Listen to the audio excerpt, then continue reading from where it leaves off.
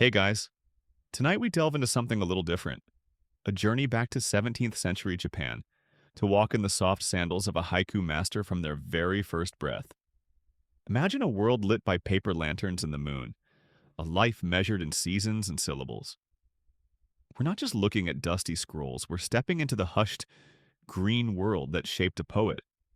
You're there, feeling the cool tatami beneath your tiny feet, smelling the damp earth after rain, hearing the first whispers of poems in the wind. Of course, given the state of 17th century medicine, hygiene, and the occasional rampaging samurai band, you probably won't survive this experience if it were real.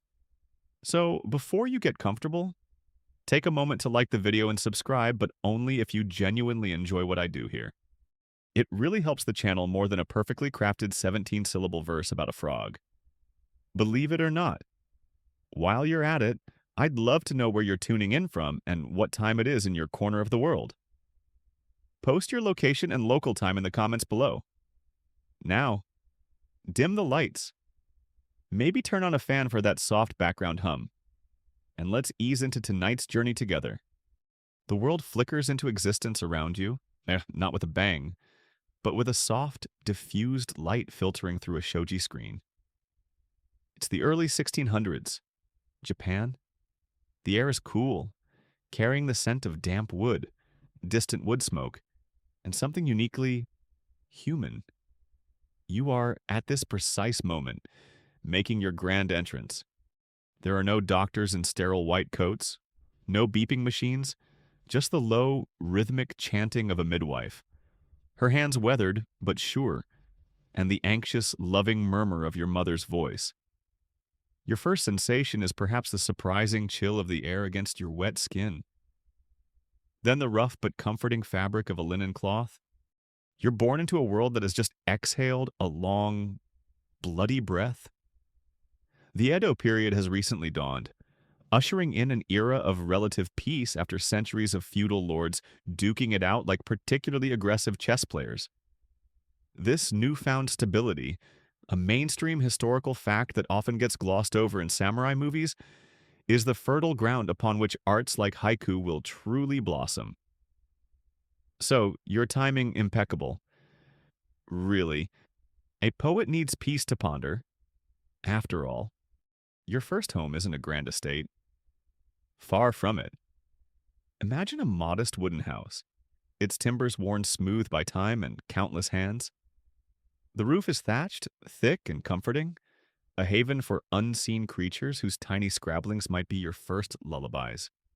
Floors are covered in tatami mats, woven from rush straw.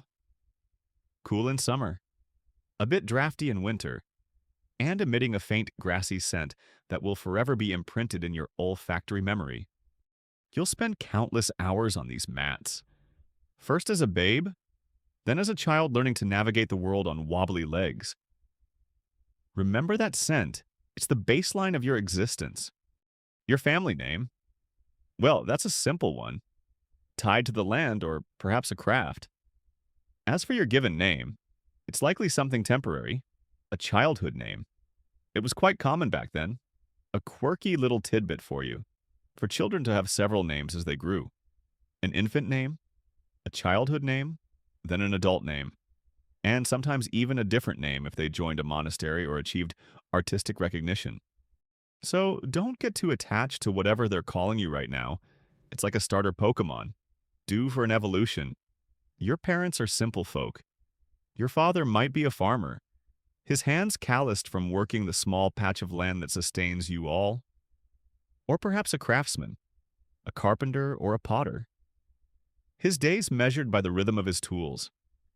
He is a man of few words, but his presence is a sturdy mountain in your small world. Your mother. Her movements are a gentle dance within the confines of the home. She manages the household, from the preserving of vegetables for the lean winter months to the mending of clothes by the flickering light of an oil lamp.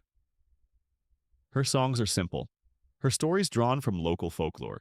Tales of mischievous kappa in the nearby river or benevolent spirits in the ancient trees. Outside your paper-walled room, the world is a symphony of natural sounds. The star of the show, The one mentioned in your life's teaser trailer is the bamboo grove that likely stands near your house. Its rustling is a constant companion, a soft whisper in gentle breezes, a clattering chatter in stronger winds, sometimes a mournful creak. This sound will seep into your subconscious, a rhythmic counterpoint to your own heartbeat. It's no wonder so many poets found inspiration in bamboo. It's practically a living wind chime, always telling a story. You'll hear the chirping of crickets, so loud in the summer evenings they seem to vibrate the very air. The croaking of frogs from the rice paddies, a chorus that swells after every rain. The distant bark of a neighbor's dog. These are the sounds that weave the tapestry of your early auditory world. Your days are measured by light and shadow. Sunrise paints the shoji screens a warm orange, a gentle alarm clock. There are no artificial lights to extend the day beyond its natural limit, save for the soft glow of that oil lamp, or perhaps a crackling hearth fire in the colder months. It's a life lived in close concert with nature's rhythms. Something modern folk with their 24/7 doom scrolling might find either idyllic or terrifyingly boring. Honestly, sometimes the idea of no Wi-Fi, no notifications, it's almost tempting, isn't it? Almost. Your early diet is simple rice. Of course, the cornerstone of Japanese life. Vegetables from your family's plot or the local market. Daikon radish, greens, perhaps some mountain yams. Fish, if you live near a river or the coast. And miso soup. Its savory steam a daily comfort. Meat is a rarity, a luxury for special occasions. It's a far cry from the sugar-fueled existence of many a modern child, and probably why everyone in old paintings looks so composed, or maybe just hungry. Historians still argue whether the average peasant's diet in the early Edo period was truly as meager as some records suggest, or if regional variations in foraging provided a more diverse, if still simple, sustenance. It's hard to get a straight answer when your primary sources are tax records and the occasional disgruntled samurai's diary. As you grow from a bundled infant to a toddling child, your world expands from the confines of the house to the small garden, then perhaps to the edge of the village. You'll see the changing seasons paint the landscape in vivid hues, the brilliant pinks and whites of cherry blossoms in spring, a sight so breathtaking it feels like the world is holding its breath, the deep, verdant greens of summer, alive with the buzz of insects, the fiery reds and golds of autumn maples, a final, spectacular flourish before the quiet sleep of winter, when snow might blanket the world in a soft, muffling silence. These powerful visual cues, these seasonal shifts, are not just background. They are fundamental to the Japanese aesthetic and will become the bedrock of your future poetic endeavors. The concept of mono no aware, a gentle sadness or pathos for the transience of things, is often deeply connected to these observations of nature's cycles. You don't know this term yet, of course, and right now, you're probably more concerned with whether that shiny beetle is edible. Spoiler, probably not. There's a quietness to your upbringing, a sense of order. Children are taught early the importance of respect, of knowing one's place.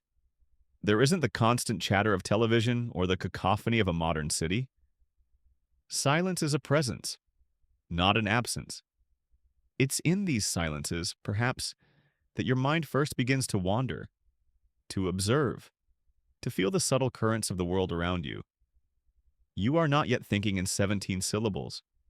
You are not yet a haiku master. You are simply a child, absorbing the world with wide, curious eyes in a small, bamboo-fringed corner of 17th century Japan. Your spirit slowly, gently unfurling like a fern in the morning mist. The whispers of your future are there, but they are as soft as the breeze in the pines, waiting for the right season to be understood.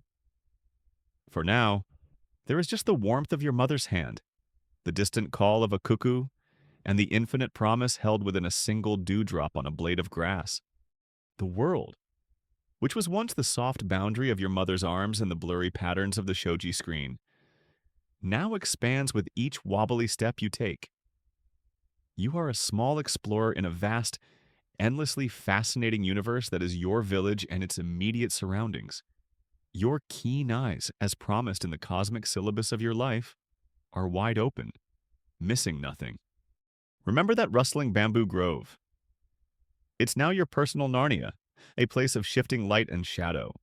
Its calms like the pillars of a natural cathedral, where you track the diligent march of ants or watch spiders spin their intricate, dewy masterpieces.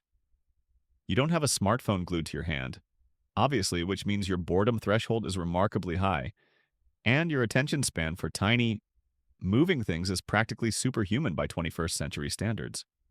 It's amazing what you can notice when there aren't notifications popping up every 3 seconds.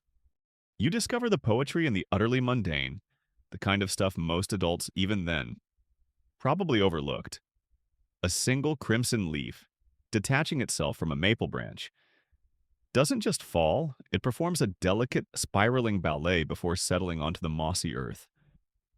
You watch it, transfixed, the way sunlight filters through the canopy, creating shifting mosaics on the forest floor, isn't just light, it's a living, breathing pattern. The concentric ripples spreading from a pebble you toss into a still pond.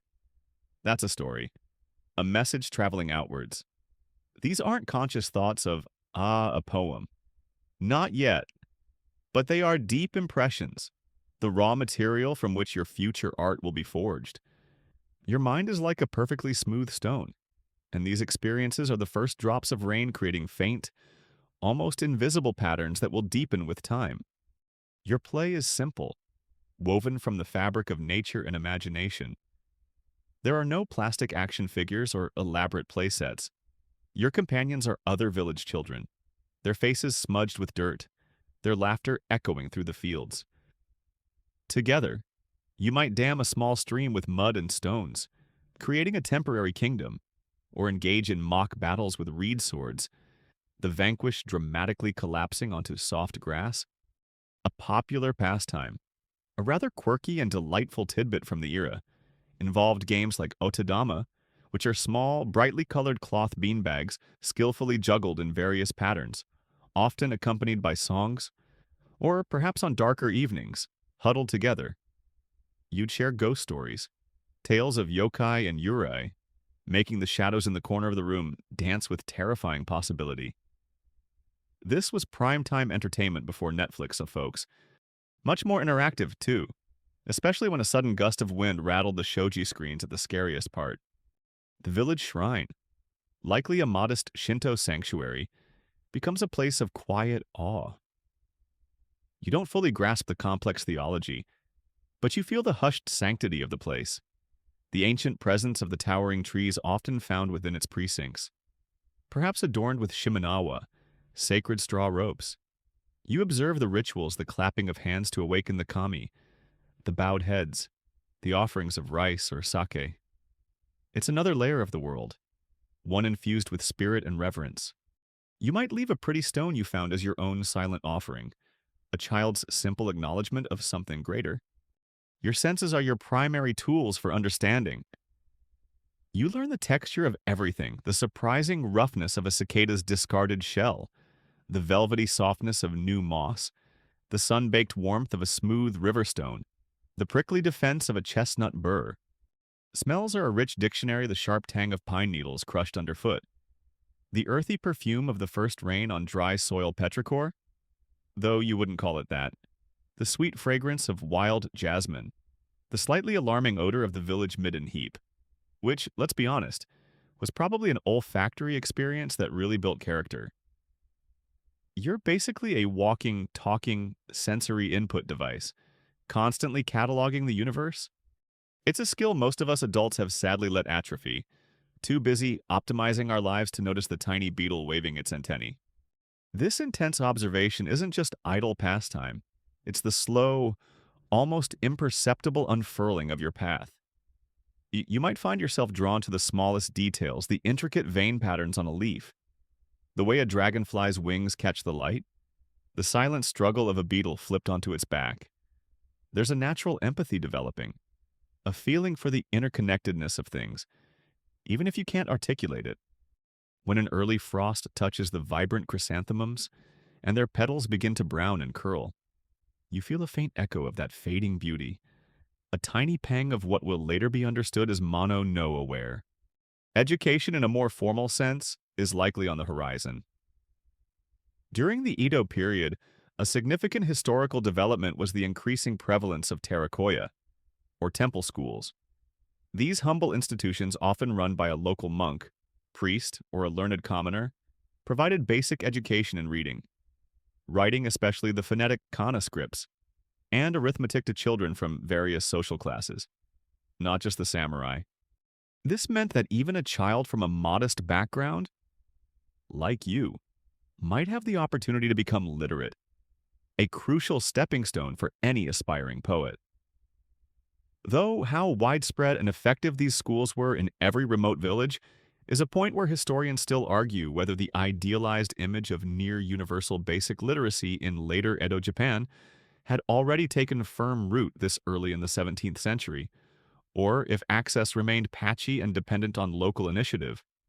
For now, your classroom is the world. Your teachers are the wind, the water, the trees, and the changing seasons. You learn the names of plants and insects, not from books, but from pointing fingers and patient explanations from your mother or an older sibling. You learn the rhythms of agriculture by watching your father or the other villagers sow seeds, tend crops, and harvest the bounty. You witness the cycle of life and death in a very direct way. A chick hatching, a beloved pet growing old, the preparation of a fish for dinner. These aren't sanitized, shrink-wrapped experiences. They are raw, real, and deeply formative. It's a far cry from learning about the food chain from a colorful diagram. Here, you live it. Sometimes, a traveling monk might pass through your village, his robe dusty, his eyes holding a distant calm. He might accept a simple meal and, in return, share a story or a teaching. You listen, perhaps not understanding all the words, but absorbing the peaceful cadence of his voice, the sense of a world beyond your own familiar fields. These fleeting encounters are like seeds dropped into fertile soil, ideas that might lie dormant for years before sprouting. Your childhood, therefore, that isn't just a waiting period before real life begins. It's the crucial foundation. It's the time when your unique way of seeing the world is being forged, the wonder you feel at a dewdrop trembling on a spider's web, the quiet joy of watching clouds drift across a vast blue sky, the somber contemplation of a withered flower.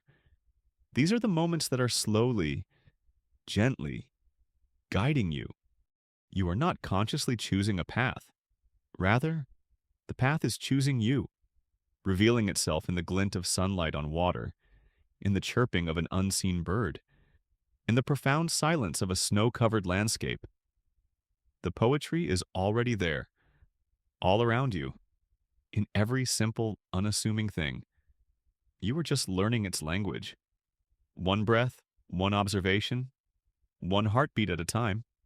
And honestly, who needs an iPad when you have an entire universe of fireflies putting on a nightly light show free of charge? No subscription required. Though one does have to be a bit more careful about tripping over unseen roots in the dark than, say, tripping over a charging cable. Small mercies of the modern age, eh? The world of direct, unfiltered sensory experience, your primary classroom for these past few years, begins to share its dominion with a new kind of learning. The path that was slowly unfurling through fields and forests now leads you, perhaps a little nervously, to the door of the local terrakoya. It's time for your formal education to commence. Time for those keen eyes to learn a new way of seeing, through the intricate dance of written characters. Your fingers, accustomed to the texture of bark and the coolness of river stones, are about to become intimately acquainted with the brush and the inkstone. Yes, those ink-stained fingers are practically a rite of passage. The terrakoya itself is probably a simple affair, perhaps a single room attached to the village temple, or the modest home of a retired scholar. Inside, the air smells of old tatami, ink, and the faint sweet scent of burning incense from the nearby temple. There's a quiet hum of activity. Children of various ages are seated on the floor, some diligently copying characters onto wooden boards or paper, others reciting lessons in a low murmur. Your teacher might be a Buddhist monk, his head shaved, his robes simple, his demeanor calm but firm. Or perhaps it's an elderly samurai who has traded his sword for a calligraphy brush, his warrior discipline now applied to the shaping of young minds. This isn't exactly Hogwarts, there are no sorting hats. And the most magical feat is probably learning a few thousand kanji. Your first lessons are in the very building blocks of literacy, the graceful curves of hiragana, the more angular strokes of katakana, and eventually, the daunting, beautiful complexity of kanji. Those ideographic characters borrowed from Chinese. Each stroke of the brush is a lesson in patience and precision. You learn to grind your own ink stick on an inkstone, mixing it with water to achieve the perfect consistency. A ritual in itself. A moment of quiet preparation before the act of writing. Your early attempts are clumsy, thick smudges that bear little resemblance to the elegant examples your teacher provides. Your fingers ache, and your small nose is probably smudged with ink more often than not. It makes you appreciate the delete key on a modern keyboard. Doesn't it imagine having to grind a new ink stick every time you made a typo in a tweet? The core curriculum, a rather practical and quirky tidbit for the era, was often summed up as Yomikaki Soroban, reading, writing, and abacus. So, alongside wrestling with the complexities of kana and kanji, you're also learning basic arithmetic using the Soroban, that wonderfully clicky calculating tool. It's about practical skills for a functional life, whether you end up a merchant, a craftsman, or even a particularly well-organized farmer. Historians still argue whether the primary motivation for this burgeoning commoner education during the Edo period was a genuine push for intellectual enlightenment across society, or if it was more pragmatically driven by the Tokugawa shogunate's desire for a more orderly, literate, and therefore productive and governable populace. Perhaps, as with most things, and it was a bit of both. Now, a truly significant development that aids your education is that by this point in the 17th century, woodblock printing was already well established in Japan. This mainstream historical fact meant that books, almanacs, moral tales, and even illustrated guides were becoming increasingly accessible and affordable, even for commoners. You're not just learning from a teacher's handwritten notes. You might have access to actual printed texts, perhaps simple readers like the Teikin Orai Home Teachings Letter Writer or illustrated stories. This technology was a game changer, akin to the internet for its time, spreading knowledge far wider than ever before. It's during these formative years of learning, amidst the rote memorization and the endless practice of characters, that your path takes a more specific turn. Your teacher, this stern but wise mentor figure we've been anticipating, begins to notice something in you. Perhaps it's the unusual sensitivity you displayed in your earlier nature-led studies, something that now translates into a particular attentiveness to the nuances of language. Maybe you ask questions that show a deeper curiosity about the stories and poems you encounter. Or perhaps your clumsy, ink-stained attempts at calligraphy show a certain innate rhythm or balance. Let's call this mentor Sensei Tanaka. He might be the Terracotta teacher himself, or perhaps an older, retired poet living quietly in the village. Someone Sensei Tanaka recognizes as a kindred spirit for you. He is stern. Yes, his critiques of your early poetic efforts, because you will inevitably start trying to put your observations into words, are direct, sometimes even blunt. He doesn't praise shoddy work. If your verse is clunky, or your observation superficial, he'll tell you so. Perhaps with a sigh that makes you feel about 2 inches tall. You might even suspect he secretly enjoys your youthful fumbling, like a master chef watching a toddler make mud pies and calling it cuisine. But beneath the stern exterior, there's a deep well of wisdom and a genuine desire to nurture your burgeoning talent. He introduces you to the established forms of Japanese poetry, primarily waka, also known as tanka, with its 5-7, 5-7-7 syllable structure, a form with a rich 1,000-year history. And, crucially, he introduces you to renga, collaborative linked verse, from which haiku, the precursor to what we now call Haiku originates.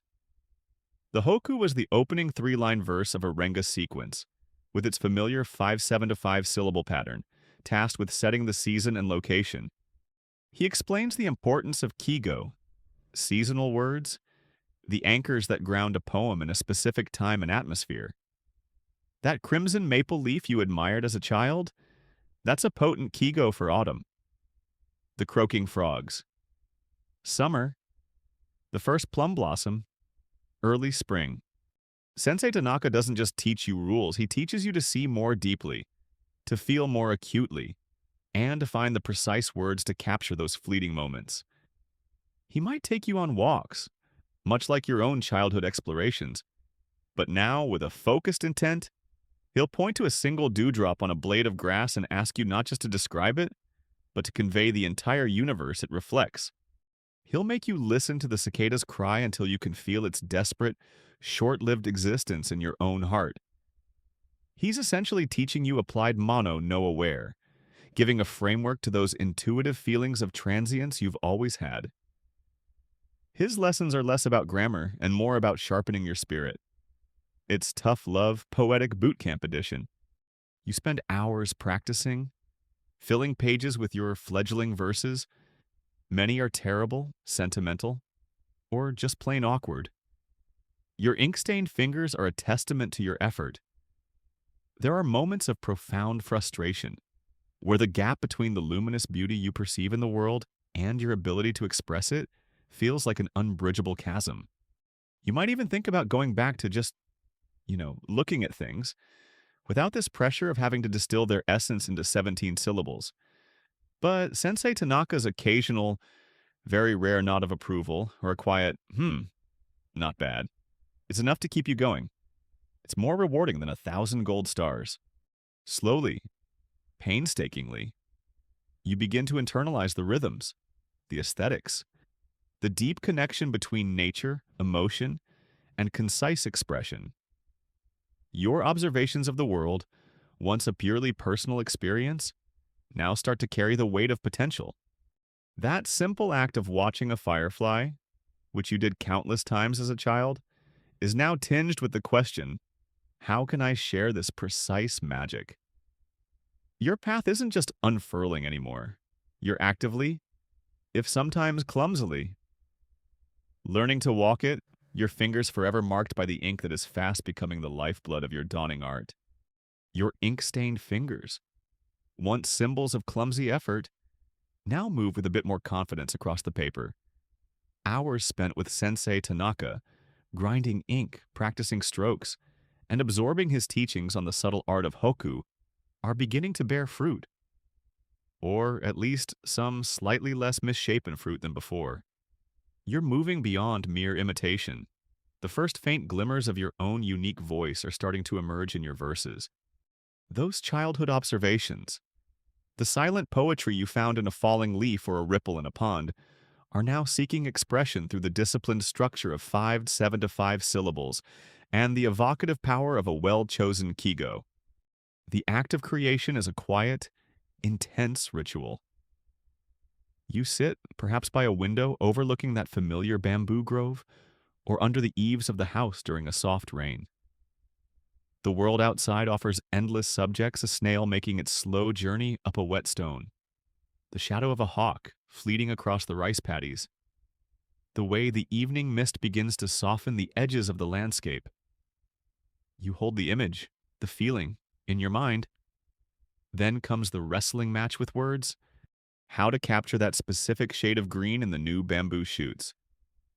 What word best conveys the particular loneliness of a single scarecrow in an autumn field? The syllable count is a demanding master, forcing you to distill, to pare away everything superfluous until only the essential remains. It's like trying to pack an entire landscape into a tiny, exquisitely carved netsuke. Sometimes the words flow, a perfect alignment of perception and expression. Other times, it's a frustrating slog, and you end up with a pile of discarded attempts that make you wonder if you should take up something less soul-crushing, like competitive radish pickling. Sharing these precious, fragile creations is the next hurdle. Your first audience, of course, remains Sensei Tanaka. Presenting a new verse to him is always a moment of trepidation. He reads it slowly, his expression unreadable. Silence. Then, the verdict. Sometimes it's a sharp, insightful critique. The image is unclear. You've used a summer kigo for an autumn feeling. Too much sentiment, not enough observation. His words can feel like a well-aimed pebble, momentarily disrupting your carefully constructed pond. Yet his critiques, though often unsparing, are never unkind. They are designed to make you stronger, to push you towards clarity and depth. And on those rare occasions when he nods slowly, a thoughtful, escaping his lips, maybe even a faint glimmer of something like approval in his eyes. Your heart does a little leap. It's the kind of validation that fuels you for weeks. Forget likes and shares. One thoughtful from Sensei Tanaka is worth 1,000 viral hits. Eventually, the moment arrives when you tentatively share your verses beyond the sanctuary of your mentor's gaze. Perhaps Sensei Tanaka deems one of your haiku worthy of being included in a renga session he attends. Renga, or linked verse, was a hugely popular social and literary activity in 17th century Japan, a mainstream historical fact that highlights how poetry wasn't just a solitary pursuit. Groups of people, from samurai to wealthy merchants, and sometimes even literate commoners, would gather to collaboratively compose these long chains of alternating 3-line and 2-line stanzas. The haiku, your specialty, was the vital opening verse, setting the scene and season for the entire sequence. Imagine the pressure. It's like being the opening act for a rock band, but with more pressure on seasonal accuracy and fewer pyrotechnics. You attend your first proper poetry gathering. It might be at a local temple, a wealthy patron's home, or even a designated room in an inn. The atmosphere is one of polite anticipation, quiet concentration mixed with social grace. Paper, brushes, and ink are laid out. Tea is served.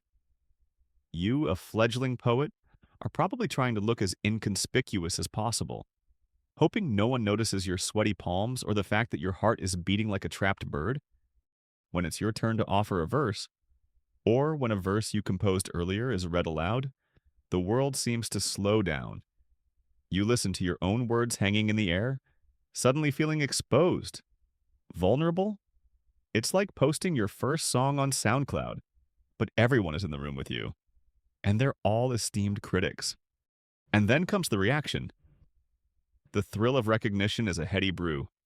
Someone nods thoughtfully. Another murmurs appreciation for a particular image or the skillful use of a kigo. A brief discussion might follow, analyzing the nuances of your 17 syllables. When your verse resonates with others, when they see what you saw, feel what you felt, it's a profound connection, a sense of belonging to a larger community of shared perception. It's a quiet joy, but incredibly potent. But then there's the sting of critique, which can come from any corner. Not everyone will be as constructively critical as Sensei Tanaka. Another poet might dismiss your verse with a wave of their hand, or offer a critique that feels more personal than poetic. Someone might entirely miss your intention. It's a sharp, uncomfortable feeling, like a sudden chill. You learn to develop a thicker skin, or at least the appearance of one. You learn that not every poem will be a masterpiece, and not everyone will appreciate your particular style, especially as it's just beginning to form. This is the artist's emotional roller coaster, isn't it? One moment you're soaring on the high of a well-received verse. The next you're convinced you should burn all your poems and take up accountancy.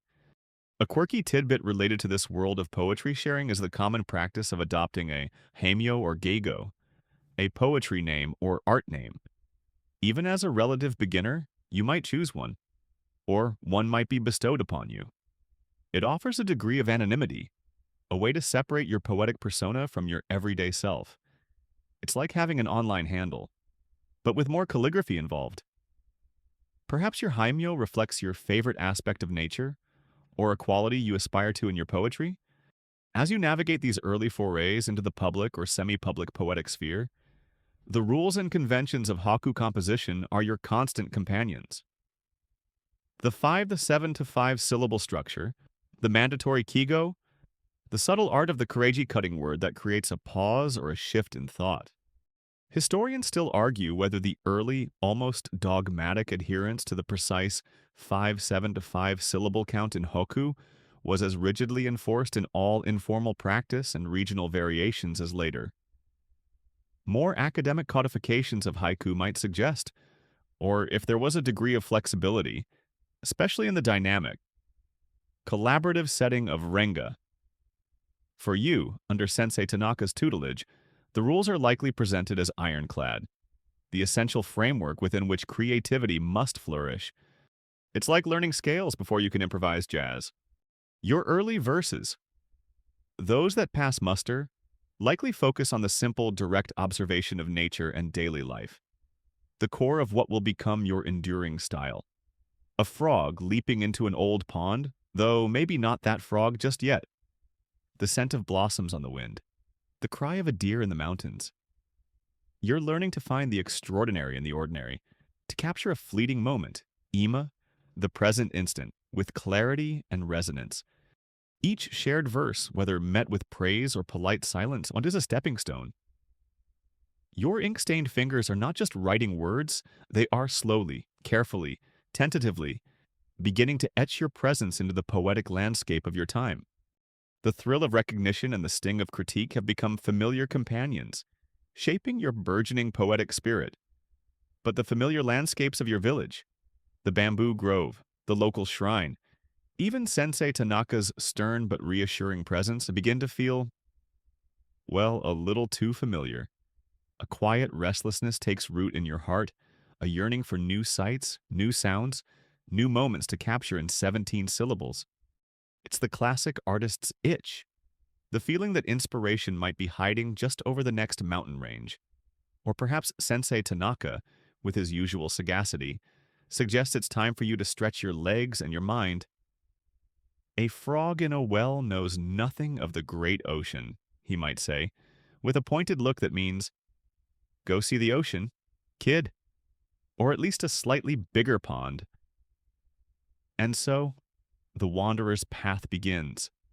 Preparations are simple, because life then was, for the most part, elegantly uncomplicated, or at least unburdened by too many material possessions.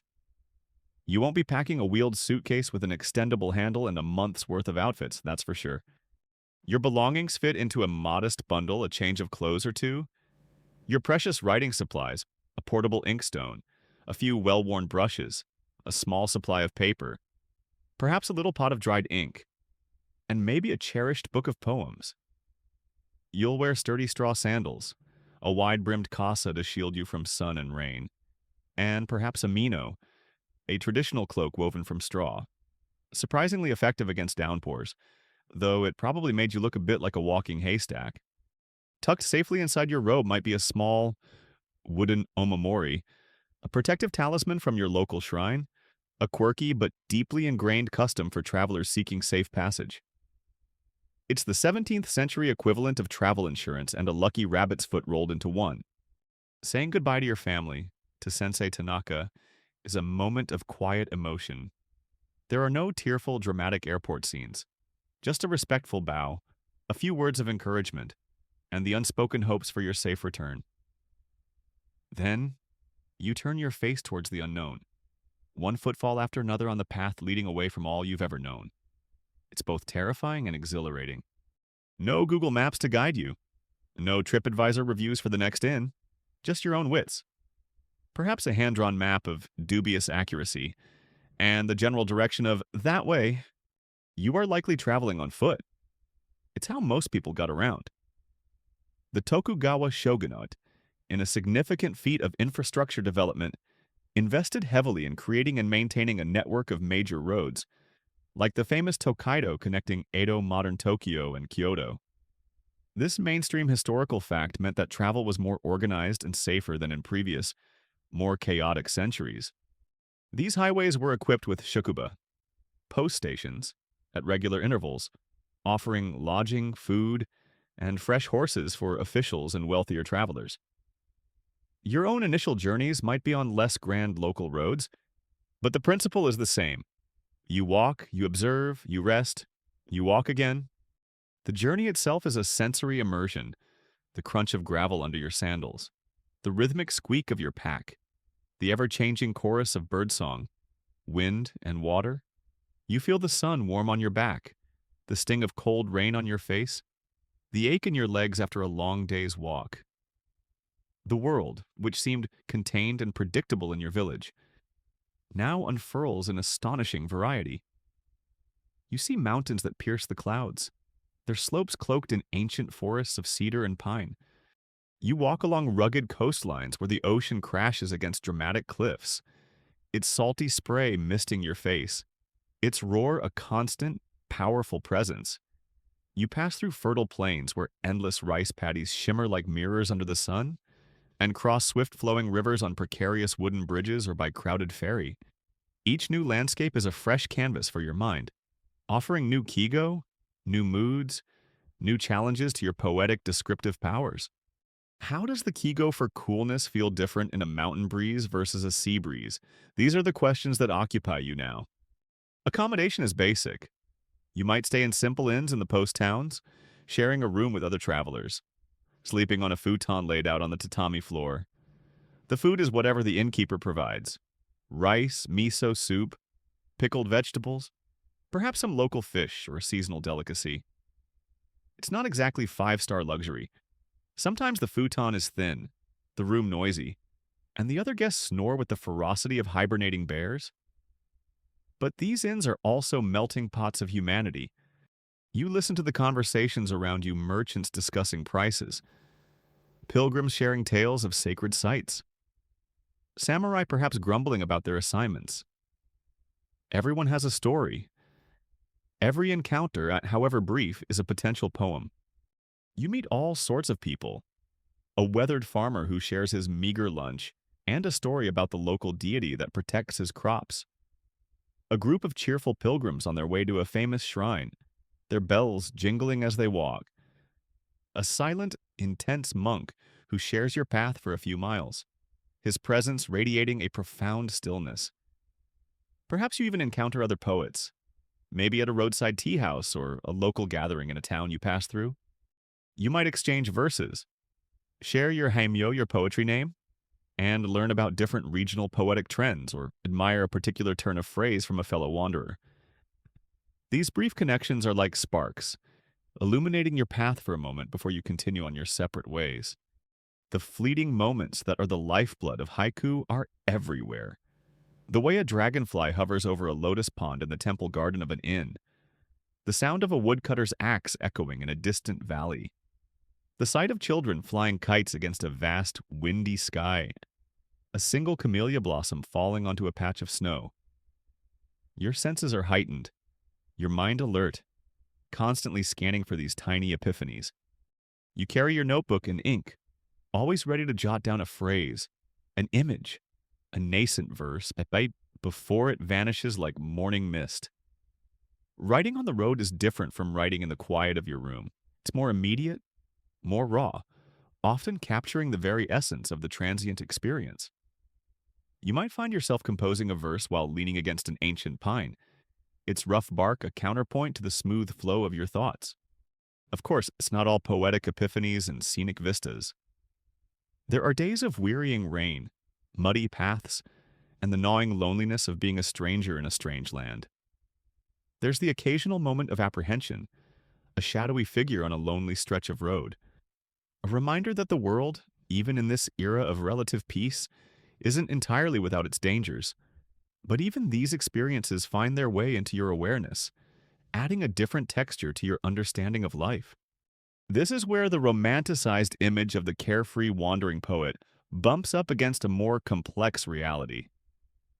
Indeed, historians still argue whether the archetype of the lone, impoverished poet, completely detached from worldly needs and wandering purely for art's sake, accurately reflects the common experience. Many traveling poets likely relied on established networks of temples for shelter, or sought patronage from local dignitaries or wealthy merchants. Their journeys perhaps less spontaneous and more structured than legend often suggests. But for you, on this initial journey, the primary drive is the simple, pure desire to see, to experience, and to grow. Each mile walked, each mountain crossed, each new face encountered, strips away a layer of your old self and adds a new layer of understanding. Your poetry begins to reflect this expanding horizon, gaining a breadth and depth it couldn't have possessed if you'd remained in your village. The path of the wanderer is not just a physical journey across landscapes, it's an inner journey towards the heart of your art. And unlike modern travel, where the destination is often the point, here the journey truly is everything. Besides, can you imagine trying to explain to a 17th century innkeeper that you need Wi-Fi and a gluten-free option? The blank stare alone would be worth a poem. Your travels have broadened your horizons, filling your notebooks with sketches of new landscapes and the tentative lines of fresh verses. The path of the wanderer has led you through diverse terrains, both external and internal. Now, another layer begins to infuse your understanding, not just of poetry, but of existence itself. The seeds of this understanding might have been sown by Sensei Tanaka, or perhaps they find fertile ground in the quiet encounters with Zen monks and the profound stillness of ancient temples you visited on your journeys. Your Zen brushstrokes, so to speak, begin to deepen, intertwining the art of haiku with the philosophies that seek to understand the very nature of reality. Zen Buddhism, a mainstream historical fact you'd be increasingly aware of, had by your time deeply permeated many facets of Japanese culture. From the meticulous grace of the tea ceremony to the stark beauty of inkwash paintings and the contemplative design of rock gardens, its influence was subtle yet pervasive. It wasn't just a religion for monks in secluded monasteries, its principles resonated with artists, warriors, and even ordinary folk seeking clarity and meaning. For a poet like you, already attuned to the nuances of nature and the poignancy of fleeting moments, Zen offers a powerful lens through which to refine your perception and your art. You begin to encounter, or perhaps deliberately seek out, teachings that speak of Mushin, often translated as no mind or mind without mind. This isn't about being mindless in the sense of being daft. Rather, it's about cultivating a state of spontaneous, intuitive awareness, free from the constant chatter of the ego and the overthinking intellect. Imagine trying to write a poem while your inner critic is simultaneously live streaming a brutal roast of every word choice. Mushin is about quieting that inner heckler, allowing the poem to emerge from a place of pure, unmediated experience. It's like that perfect moment in a sport when an athlete isn't thinking, just doing, in a state of flow. Your ink-stained fingers, once driven by conscious effort to follow rules, now strive for this effortless effort, where the brush seems to move on its own, guided by an intelligence deeper than a conscious thought. Good luck achieving that with your tax returns. Though, then there's the aesthetic of wabi-sabi, a concept notoriously difficult to translate directly, but one you begin to feel intuitively. It's the beauty of things imperfect, impermanent, and incomplete. It's the cracked glaze on an old tea bowl, the single asymmetrical branch of a windswept pine, the faded colors of a well-worn robe. It's a beauty that acknowledges the passage of time, the inevitability of decay, and finds a profound, melancholic grace in simplicity and authenticity. Your poetry starts to lean into this. You become less interested in conventionally pretty subjects and more drawn to the humble, the overlooked, the things that bear the quiet dignity of their existence. A rusty old kettle, a patch of moss on a gravestone, a single wilting flower. These become potent symbols, resonating with the transient nature of life. It's a far cry from an Instagram filter that tries to make everything look flawlessly new. Wabi-sabi celebrates the beauty of the authentically old and weathered. You might find yourself spending time in Zen temples, not necessarily as a formal disciple undergoing rigorous training, but as a quiet observer, absorbing the atmosphere. You watch monks in their daily routines, the silent meditation, zazen, the mindful performance of simple chores like sweeping the garden or preparing food. There's a profound simplicity and purposefulness in their actions that speaks volumes. Perhaps you even try zazen yourself, sitting still, focusing on your breath, attempting to quiet the ceaseless parade of thoughts. It's harder than it looks. Your mind, accustomed to flitting from image to image, idea to idea, rebels. Your legs fall asleep. You suddenly remember an embarrassing thing you said 5 years ago.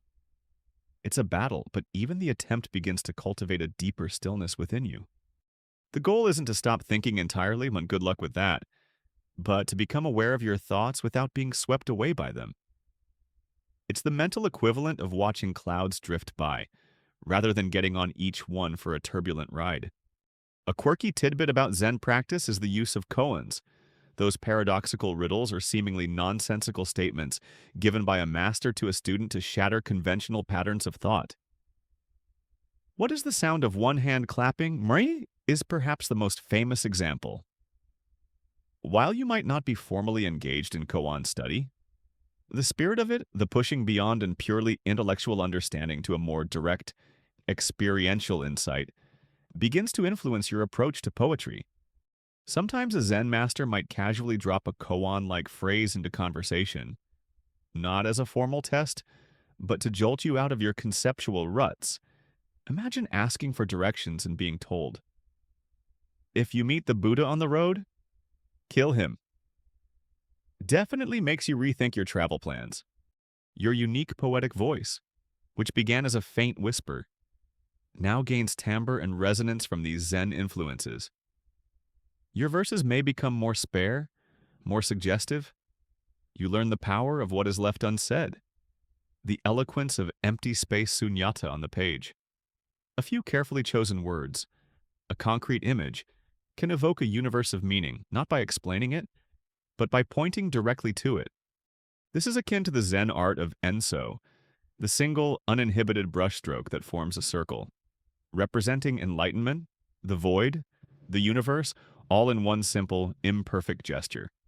You also become more attuned to yugen, another of those profound Japanese aesthetic terms that hints at a deep, mysterious grace, a beauty that is suggested rather than overtly stated.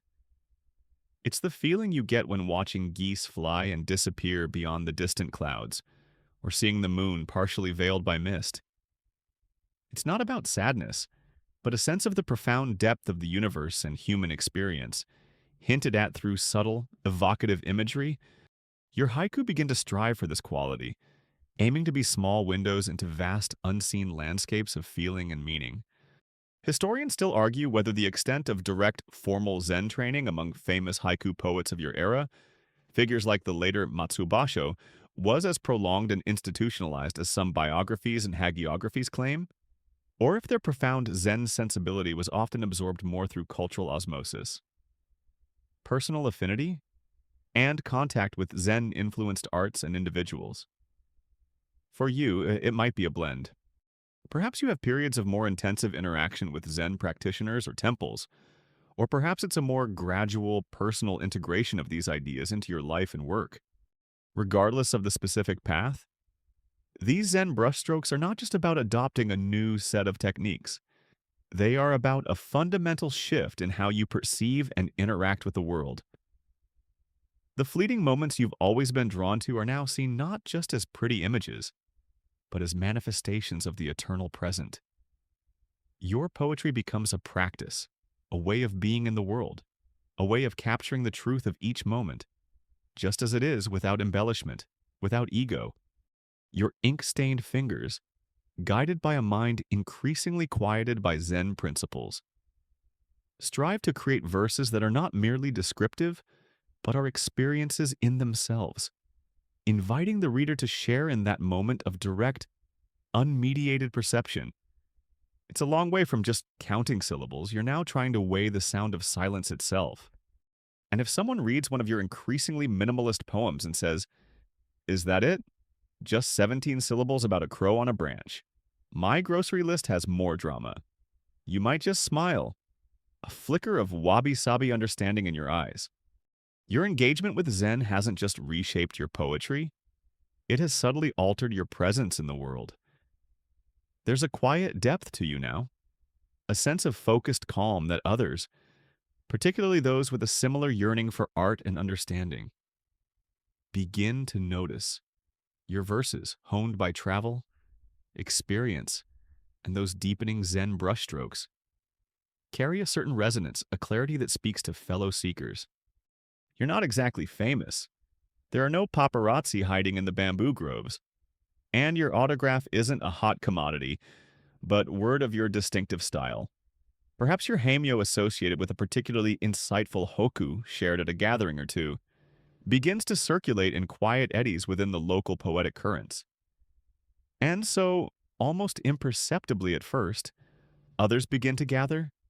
It's not like you put up a sign saying, "Enigmatic haiku dude seeks disciples. Inquire within." It happens more organically. Perhaps a young aspiring poet, having heard one of your verses, shyly approaches you after a temple service.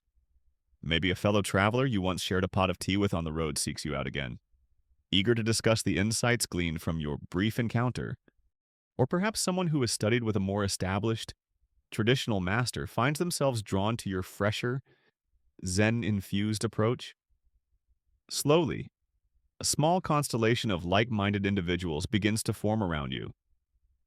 These aren't disciples in a formal sense, not yet, but fellow travelers on the poetic path, drawn together by a shared passion. Your home, humble as it is, perhaps a small, rented room in a quiet part of town, or a simple hut on the outskirts of a village, becomes an informal meeting place. Or maybe you gather in a secluded corner of a local tea house, the steam from the cups mingling with your hushed discussions, or in a borrowed room at a sympathetic temple, its serene atmosphere conducive to contemplation. This isn't a grand academy. It's more like a really niche book club where you also happen to write all the books. There are no membership fees, no official roll calls, just a shared desire to explore the depths of haikai poetry and the philosophies that underpin it.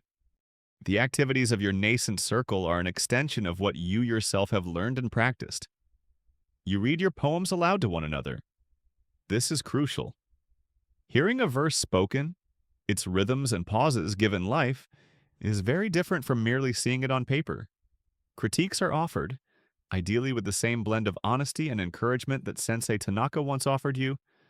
You strive to create an atmosphere where poets feel safe enough to share their most fragile, tentative creations, yet also robust enough to receive feedback that will help them grow. It's a delicate balance. A poetry workshop can sometimes feel like a place where hopes and dreams go to be lovingly critiqued into oblivion. So, fostering genuine support is key. You might engage in renga sessions, the collaborative linked verse that remains a popular and vital practice. This is where your individual hoku skills are tested in a dynamic group setting, each poet building upon the previous stanza, weaving a complex tapestry of images and moods. It's a wonderful exercise in spontaneity, quick thinking, and attunement to the contributions of others. One of the mainstream historical facts about the literary scene of your time is the prevalence of such literary circles and even more formal schools of poetry, like the Taimon School, known for its wordplay and wit, or the later Danren School, which emphasized greater freedom and everyday language. Your small, informal gathering is a tiny seed that could perhaps grow into something similar, a distinct current in the flowing river of haikai. Discussions often delve into the Zen principles you've been exploring. How does Mushin apply to the act of composition? How can one express wabi-sabi without explicitly stating it? What is the true nature of Yugen? These aren't dry academic debates. They are heartfelt explorations, attempts to connect lived experience with artistic expression. You find yourself sharing your own journey, your struggles and breakthroughs, not as a master dictating truths, but as a fellow traveler a little further along the path. Your role becomes one of a gentle guide, a focal point for the group's energy and aspirations. You're not so much teaching them what to write, but encouraging them in how to see, how to be present with their experiences, much as you were taught. A quirky and often enjoyable feature of such poetry gatherings that even informal ones could be the occasional kukai or poetry contest. A theme might be set: spring rain, the cicadas cry, evening coolness, or a specific type of imagery encouraged. Verses are often submitted anonymously, perhaps using just your haimyo, and then read aloud and commented upon, sometimes even gently judged or ranked by the group or a designated selector. I, the prizes are usually symbolic: a piece of fruit, a handmade paperweight, or simply the honor of being recognized.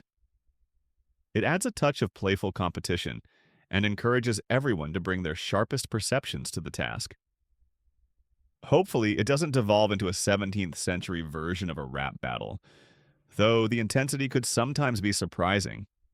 Of course, group dynamics are never entirely without their complexities. Even in a circle dedicated to the refined art of haiku and the serene principles of Zen, human nature persists. Egos can occasionally surface, veiled in elegantly phrased critiques. Subtle currents of rivalry might flicker now and then. Historians still argue whether the internal dynamics within these early poetic circles and schools were primarily collaborative and mutually supportive, fostering a pure artistic environment, or if they were often characterized by unspoken or sometimes spoken competition for recognition. Students, and the favor of potential patrons, all hidden beneath an outwardly harmonious and polite Japanese facade. Your little group is likely too new, too earnest for such machinations just yet. But the potential is always there, like a hidden stone in a beautifully raked Zen garden. For now, the prevailing spirit is one of mutual growth and shared discovery. You find that guiding others actually clarifies your own understanding. Explaining a subtle point of poetics forces you to articulate it more precisely for yourself. Listening to the diverse voices and perspectives within your circle broadens your own artistic palette. Their questions challenge you. Their successes inspire you. It's a symbiotic relationship. The fellow seekers are not just learning from you. You are all learning from each other, collectively pushing the boundaries of your art. The simple act of gathering, of sharing this focused passion, creates a unique energy. The world outside, with its practical demands and mundane concerns, recedes for a few precious hours. Within your circle, there's only the rustle of paper, the scratch of the brush, the murmur of voices reciting verses, the thoughtful silence of contemplation. It's a sanctuary, a place where the fleeting beauty of a single dewdrop or the profound sorrow of a farewell can be held, examined, and transformed into 17 syllables that somehow, miraculously, manage to contain a universe. Your journey as a poet is no longer a solitary one. You are now part of a small, flowing current, a gathering of kindred spirits, each with their own ink-stained fingers, each seeking to capture the light of the world in the delicate net of a poem. The small circle of fellow poets that gathered around you has brought its own joys and challenges, a lively exchange of ink and insight. But even the most rewarding social interactions can, for a contemplative soul like yours, eventually lead to a yearning for deeper silence, for a space where the subtle whispers of the universe aren't competing with well-meaning critiques of your latest haiku. Or perhaps it's a natural ebb in the flow of your life, a season turning inward, prompting you to seek a period of quietude. This isn't about dramatically storming off to a mountaintop because someone in your poetry group used a double negative, though. Admittedly, some poetic transgressions can feel that severe. It's a gentler drawing back, a deliberate choice to cultivate stillness and allow for profound introspection. You might find a small, secluded hut, as they were often called, perhaps on the edge of a forest, or nestled in a quiet valley, away from the daily bustle. The historical precedent for this is strong. Many Japanese artists, poets, and monks throughout history have sought such periods of retreat, seeing solitude not as loneliness, but as a fertile ground for creative and spiritual ripening. This wasn't seen as antisocial behavior, but as a respected path for deepening one's art and understanding. It's the ultimate me time, 17th century style. No self-help gurus required. Just you, nature, and the vast expanse of your own mind. Sounds almost idyllic, doesn't it? No emails, no Zoom meetings, just the wind in the pines. Your dwelling is simplicity itself. Tatami mats on the floor, a small hearth for cooking, your writing desk, a few essential utensils. Your companions are the rustling leaves, the chorus of cicadas in summer, the lonely cry of a deer in autumn, the profound silence of snow in winter. Remember that childhood wonder you had for the natural world. It's still here, but now it's overlaid with a mature understanding of its constant, beautiful flux. You might adopt an even simpler lifestyle, including your diet. A quirky tidbit from the era is the idea of eating mist, kasumi shoku, or xiashu, a poetic term that didn't literally mean consuming fog, which would be a very unsatisfying diet, but rather referred to subsisting on a very sparse, minimalist diet, often foraged or grown locally, sometimes just berries, nuts, and simple grains. It was about minimizing worldly attachments, even to food, to further sharpen the spirit and senses. Probably not a diet fad that would catch on today, with our obsession over artisanal sourdough and avocado toast. In this quietude, your introspection deepens. The Zen principles you've encountered, mushin, wabi-sabi, sunyata, are no longer just concepts to be discussed with your poetry circle. They become lived realities, explored in the laboratory of your own consciousness. You sit in zazen for longer periods, watching the rise and fall of your breath, observing the ceaseless flow of thoughts and sensations without judgment, without attachment. You become intimately familiar with the workings of your own mind, its habits, its illusions, its surprising depths. Sometimes, in the profound silence, your thoughts might get so loud you almost wish for a poetry critique just to break the monotony. Am I achieving enlightenment, or just really, really bored? You might ponder. The central theme that comes to dominate your reflections is the essence of impermanence. Mujo Wuchang. It's everywhere you look in the cherry blossoms that bloom with such breathtaking beauty only to scatter a few days later.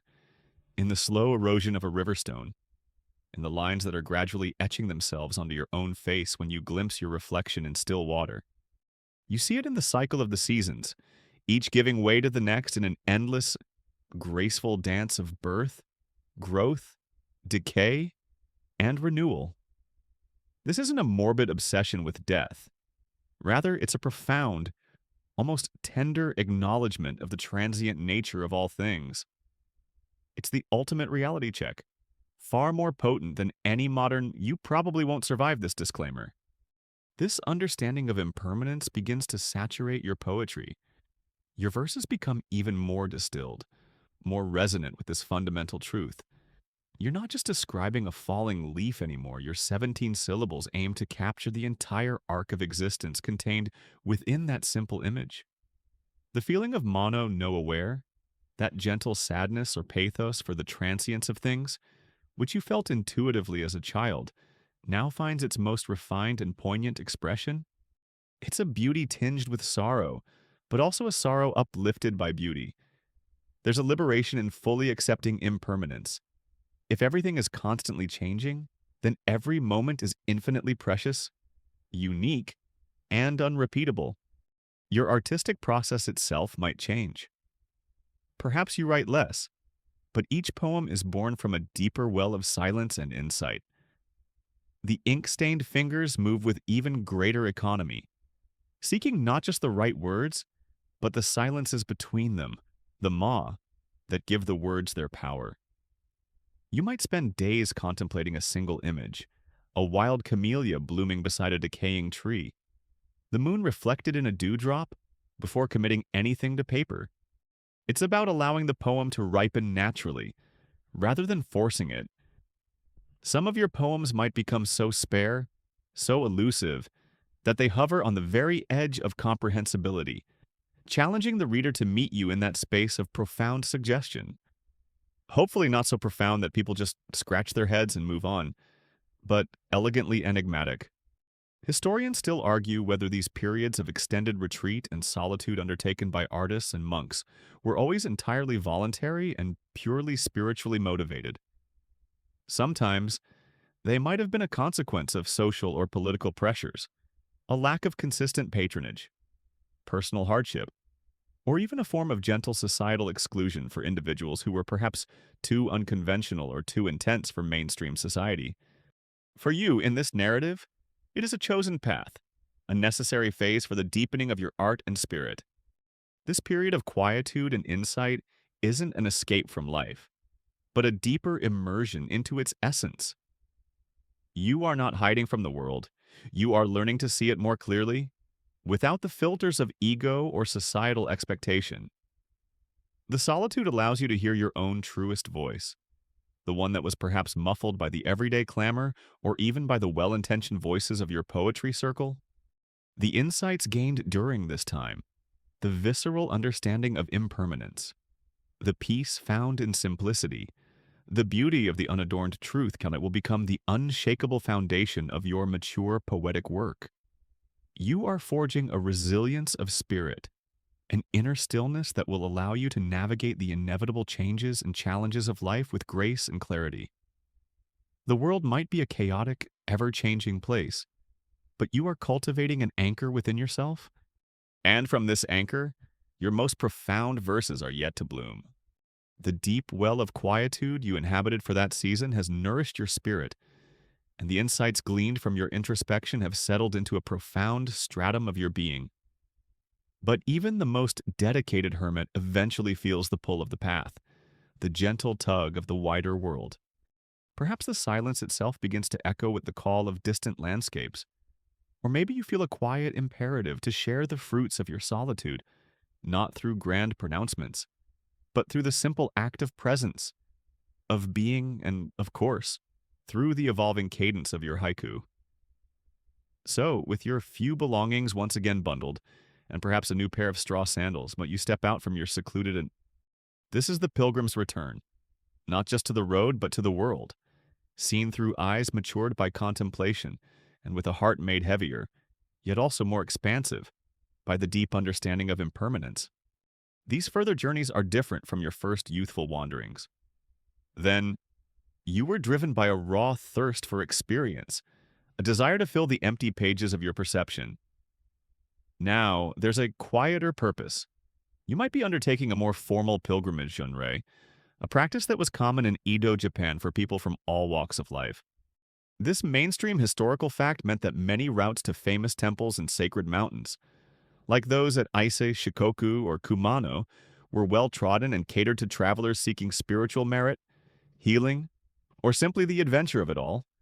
Or your pilgrimage might be a more personal one, a journey to revisit the cherished places of your past, to see them with these new, wiser eyes.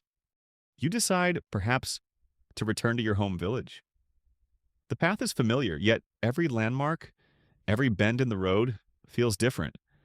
It's not just that the landscape itself might have changed, a new farmhouse here, an old tree fallen there, but you have changed. You see with a depth of perception that wasn't available to your younger self. The rustling bamboo grove that was once your childhood playground now whispers to you of sunyata, of form and emptiness. The simple village shrine, where you once left pebbles as offerings, now feels like a profound portal to the unseen. It's like rereading a favorite childhood book as an adult. You see all the layers you missed the first time around, the subtle foreshadowing, the deeper meanings. And with this matured perspective comes that heavier heart. This isn't a crushing weight of despair, but rather the gentle gravity of awareness. You see your childhood home, and memories flood back, sweet and poignant, but you also see the passage of time etched into its weathered timbers. You meet old neighbors, childhood friends, and you see the years in their faces, in their stooped shoulders or graying hair. Some, inevitably, are no longer there, having completed their own cycles of existence. This is the sharp edge of mono no aware, the direct experience of transience in the lives of those you care for. There's a sadness, yes, but it's tempered by a deep tenderness, an understanding that this is the natural way of things. You might even visit the grave of Sensei Tanaka, offering incense and a silently recited verse, feeling not just the loss, but also the enduring presence of his teachings within you. As a pilgrim, even a self-styled one, you might adopt some of the charming customs of the road. A quirky tidbit from this era is the practice of collecting goshuin, calligraphic stamps and seals, in a special accordion fold book called a nokyocho or shwincho. Each major temple or shrine would have its own unique goshuin, meticulously brushed by a monk or priest, serving as a beautiful, tangible record of your visit. It's a bit like a 17th century spiritual passport, proof of your devotion and your mileage. Far more elegant than a fridge magnet, I'd say. Your travels might also take you back to some of the places you visited on your first, more carefree journeys. That rugged coastline, those towering mountains, they are still there, largely unchanged. Yet your experience of them is transformed. Before, you might have focused on their grandeur, their aesthetic beauty. Now you feel their ancientness, their silent endurance in the face of endless change. You see the slow, inexorable work of erosion, the constant cycle of growth and decay even in the most seemingly permanent fixtures of the landscape. Your poetry reflects this. The verses you compose now are not just snapshots of scenery, they are imbued with a sense of time, of history, of the vast, unhurried rhythms of the earth. Your 17 syllables carry a weight, a resonance that speaks of more than just the surface of things. The physical demands of travel might feel a little more acute now. Those straw sandals don't seem to have quite the same cushioning they once did, and your back might ache a bit more after a long day's walk and a night on a thin inn futon. You're not an old man yet, but you're no longer a youth whose energy seemed limitless. This, too, is a lesson in impermanence, felt in your own body. It brings a new humility, a greater appreciation for the simple comforts of a warm meal or a dry place to rest. It might also make you grumble a bit more, but hopefully in a wise haiku master in training sort of way, not like a grumpy tourist whose Wi-Fi is slow. Historians still argue whether the primary motivation for the countless commoners who undertook these often long and arduous pilgrimages was purely devout religious faith, or if it also served as one of the few socially acceptable avenues for travel, sightseeing, and a temporary escape from the rigid confines of their everyday lives and strict societal hierarchies. For many, it was likely a complex blend of both, a spiritual quest interwoven with a human desire for novelty and freedom. For you, it's a chance to integrate your inner work with the outer world, to see if the peace you cultivated in solitude can withstand the jostle of the road, the encounters with suffering, and the poignant beauty of a world constantly passing away. You find that your heart, though heavier with awareness, is also more open.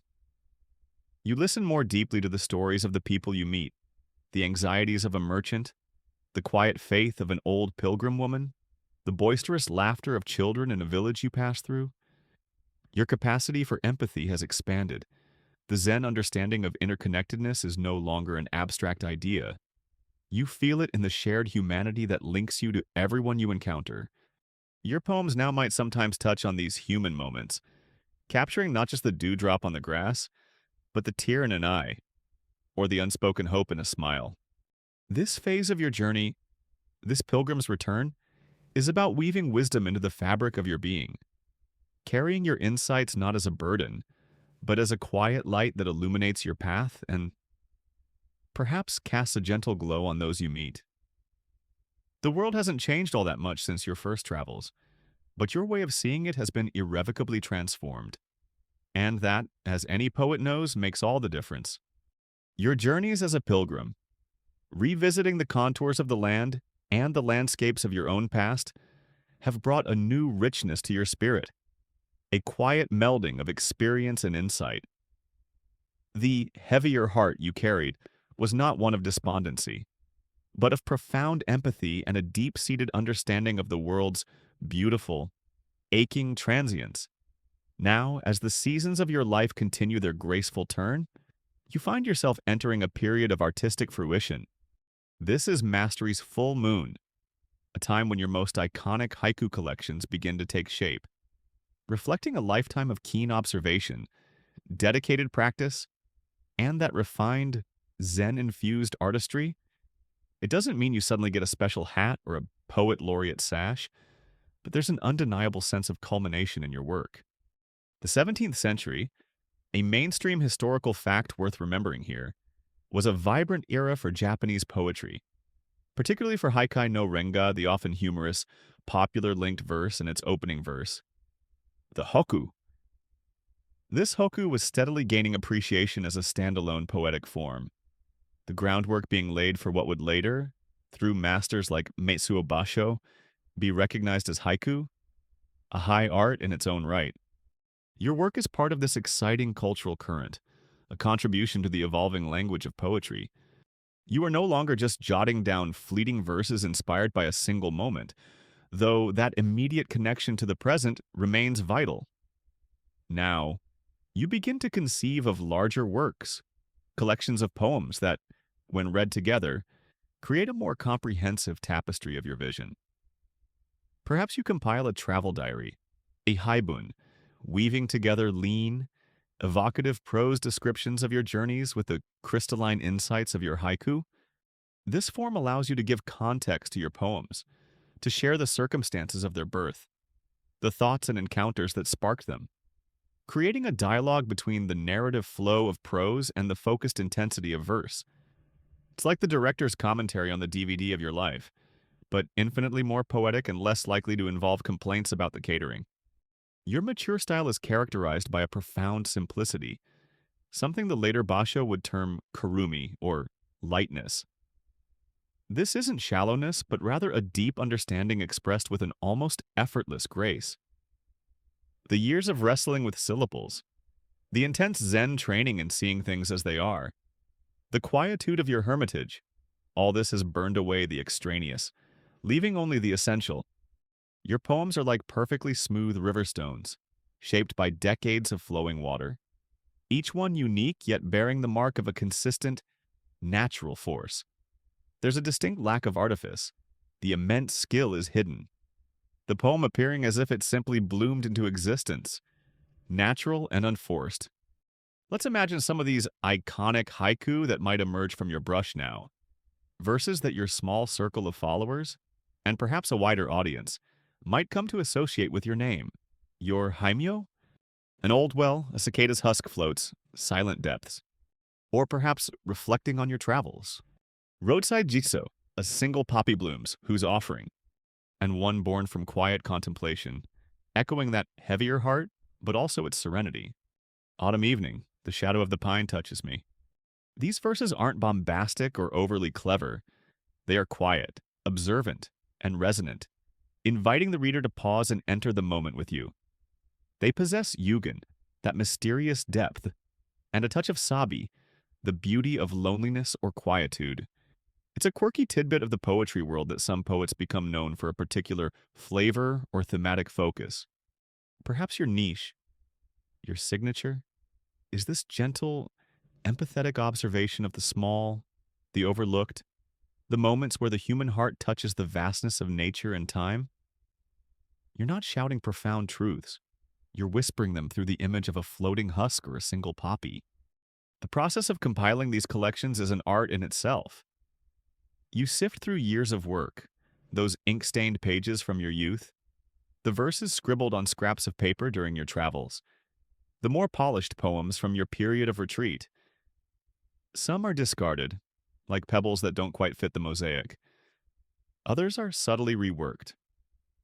A word changed here, a rhythm adjusted there, seen with the clarity of your current understanding. You arrange them carefully, considering the flow from one poem to the next, creating a journey for the reader, much like the Renga sequences you participated in, but now orchestrated by a single vision. It's like curating your own greatest hits album, ensuring each track contributes to the overall emotional and philosophical arc. The reception of these works, when they are shared, perhaps through handwritten copies circulated among your peers, or, if fortune smiles, through the medium of woodblock printing, is likely one of quiet respect. Your poetry circle, now perhaps including a new generation of younger seekers, looks to these collections as exemplars of the path you've walked. Other established poets might acknowledge your distinct voice, your mastery of the form. You're not seeking roaring applause. Haiku isn't exactly stadium rock, but the thoughtful nod of a fellow poet, the quiet ah of understanding from a reader, these are the affirmations that matter. Historians still argue whether the concept of a poet in your era consciously curating their iconic works with a clear eye on establishing a lasting legacy was as prevalent as it became in later centuries, or was literary fame and canonical status more often something constructed posthumously, shaped by the efforts of loyal disciples, subsequent literary trends, and the choices of anthologists and critics? It's likely a bit of both. You might not be thinking in terms of poetic immortality. Your Zen training would make you rather skeptical of such a notion, but there's a natural desire for your insights, your carefully crafted verses, to find understanding and to resonate with others, even beyond your own lifetime. Your full moon phase isn't about achieving a static perfection, because in a world of constant flux, perfection is an illusion. Rather, it's about a dynamic mastery, an ability to move with the flow of experience and translate it into art with consistent depth and clarity. Your keen eyes, once wide with childhood wonder, now see the world with a profound, compassionate wisdom. Your ink-stained fingers, once clumsy, now dance across the page with the assurance of a lifetime's practice. The Zen brushstrokes are no longer a technique to be applied, but an intrinsic part of your seeing, your being. Your most significant works are emerging, not as a final statement, but as luminous milestones on a continuing journey. Each poem a clear reflection of the vast, silent sky of your enlightened mind. The full moon of your artistic mastery casts a gentle, silvery light, and its glow, however subtle, begins to create echoes in the wider society around you. Your haiku collections, perhaps circulating as meticulously handwritten copies or even modest woodblock print editions, find their way into the hands of fellow poets, scholars, and quiet appreciators of the art. This isn't fame in the modern sense, no screaming fans, no trending hashtags with your haimyo. It's a more nuanced recognition, a murmur of respect that ripples through the tea houses, temple gardens, and literary gatherings of your time. You are now faced with navigating the complexities of this modest renown, the potential for patronage, and the subtle, often unseen influence of your gentle words. This modest fame might mean you receive invitations to more distinguished poetry circles, perhaps in larger towns or even the capital. Other established poets might seek your opinion, or aspiring ones might travel a considerable distance just to sit with you for a while, hoping to catch a spark from your presence. The tea served at these gatherings might be of a slightly better quality now, and people might actually fall silent when you prepare to offer a verse, which is a definite step up in the world of 17th century poetic celebrity.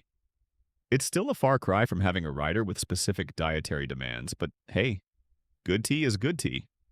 With this growing recognition comes the possibility of patronage. This was a common reality for artists and writers in Edo, Japan. A mainstream historical fact is that many, including some of the most revered poets, relied on the support of patrons for their livelihood and the freedom to pursue their art. This patron might be a cultured samurai official with a taste for poetry, a wealthy merchant who wishes to enhance his social standing by associating with artists, or the abbot of a prominent temple who appreciates your Zen-infused verses. Such a relationship can offer tangible benefits: a more stable income, a quiet place to live and write, access to rare books or beautiful paper. It might even mean your work gets promoted within their influential circles. However, patronage is a delicate dance. There are expectations, both spoken and unspoken. Your patron might request poems on specific themes, or for particular occasions, a verse to celebrate a new moon viewing, an elegy for a departed friend, perhaps even a light-hearted poem to amuse guests at a banquet. You might be expected to attend social functions, to be the resident poet, adding a touch of culture to your patron's household. The challenge lies in maintaining your artistic integrity, your authentic voice, amidst these subtle pressures. Your Zen practice, with its emphasis on detachment and staying true to your inner compass, becomes an invaluable tool in navigating these complexities.